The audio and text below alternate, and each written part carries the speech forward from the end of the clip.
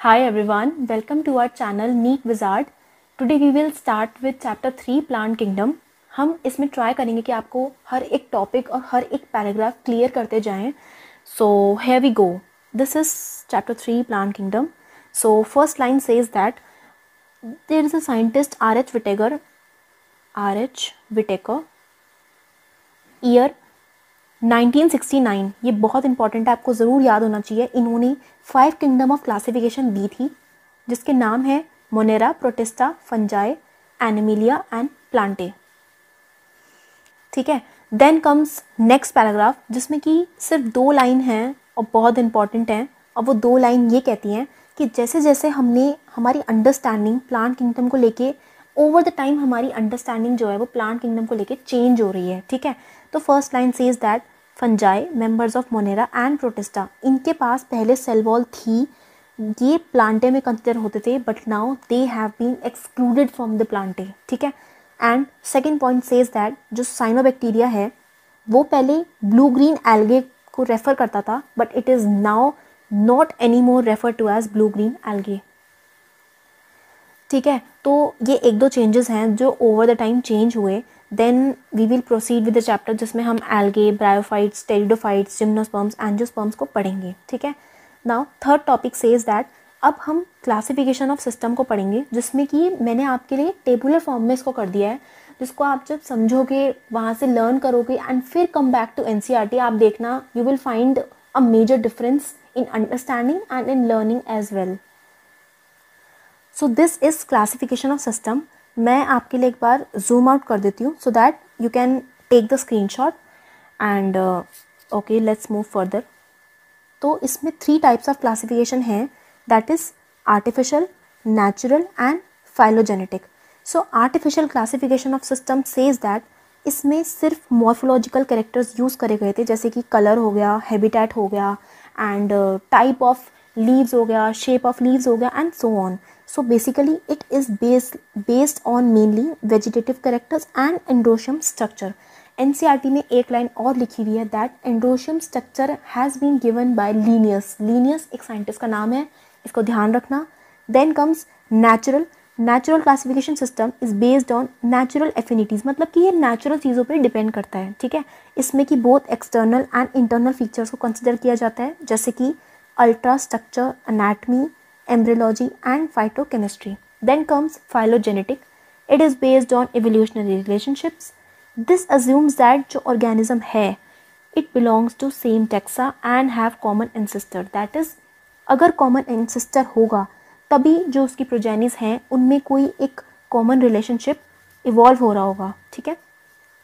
Further phylogenetic classification जो है वो फर्दर सब डिवाइडेड है. ठीक है. बट उससे पहले हम आर्टिफिशियल क्लासिफिकेशन सिस्टम की हम लिमिटेशंस को पढ़ेंगे. ठीक है.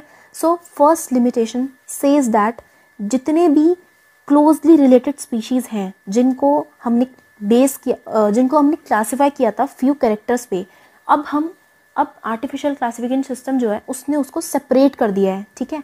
जो कि ये इसकी एक लिमिटेशन है.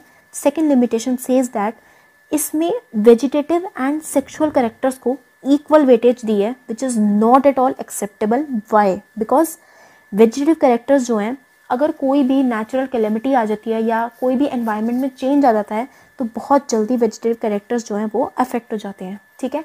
सेकेंड, जो हमारी नेचुरल क्लासिफिकेशन ऑफ सिस्टम है इसमें एक बहुत इंपॉर्टेंट साइंटिस्ट है जो कि George Bentham and Joseph Dalton Hooker है.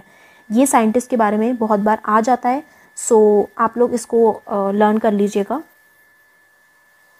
ठीक है. तो further it is subdivided into 3 types of taxonomies which says numerical taxonomy, cytotaxonomy and chemotaxonomy. तो जो न्यूमेरिकल टैक्सोनॉमी है it is carried out using computers based on all the observer characters, मतलब कि इसको कंप्यूटर्स के through use किया जाता है. एंड इसमें क्या होता है, नंबर्स एंड कोड्स असाइन कर दिए जाते हैं सभी कैरेक्टर्स को, जिससे कि क्लासिफिकेशन जो है थोड़ा सा और ईजी हो जाए. ठीक है. Then comes cytotaxonomy. It is based on cytological information like chromosome, number, structure and its behavior. Then comes chemotaxonomy. Chemotaxonomy में we use chemical constituents of a plant. Now आपके माइंड में एक डाउट आ रहा होगा कि why we are using these 3 types of taxonomy. Because ये reason NCERT में लिखा हुआ है कि ओवर द टाइम जो हमारा क्लासिफिकेशन करने में डिफ़िकल्टीज़ हैं वो बढ़ती जा रही हैं. सो इन तीनों को यूज़ करके वो डिफ़िकल्टीज़ जो हैं वो थोड़ा सा ईजिली रिजॉल्व हो सकती हैं. The second most important point is NCERT में ये गिवन है कि जहाँ कहीं पर there is no supporting fossil evidence, supporting fossil evidence, जहाँ कहीं पर भी कोई फॉसिल नहीं होता है उसको सपोर्ट करने के लिए, ठीक है, तो वहाँ पर हम इन तीनों का यूज़ करते हैं जिससे कि बहुत इजीली क्लासिफिकेशन हो जाती है. सो आई होप आपको ये समझ आया होगा ये क्लासिफिकेशन, बिकॉज ऐसे टेबुलर फॉर्म में बहुत इजी हो जाता है समझना भी और लर्न करना भी. ठीक है, तो आप एनसीईआरटी उसके बाद ज़रूर आके पढ़ें, बिकॉज ये देखो यही सब मैंने आपको पढ़ाया है, यही सब. ठीक है, दिस इज़ द रीज़न. ठीक है, ये रहा reason. Then comes numerical, cytotaxonomy and chemotaxonomy. ठीक है, एनसीईआरटी पढ़ना इसलिए इंपॉर्टेंट है बिकॉज जब आप क्वेश्चन अटेम्प्ट करोगे तब आपको ये चीज़ याद आएगी कि हाँ एनसीईआरटी के इस पैराग्राफ से, इस टॉपिक से ये लाइन आई थी. ठीक है, so I hope you understand. Thank you.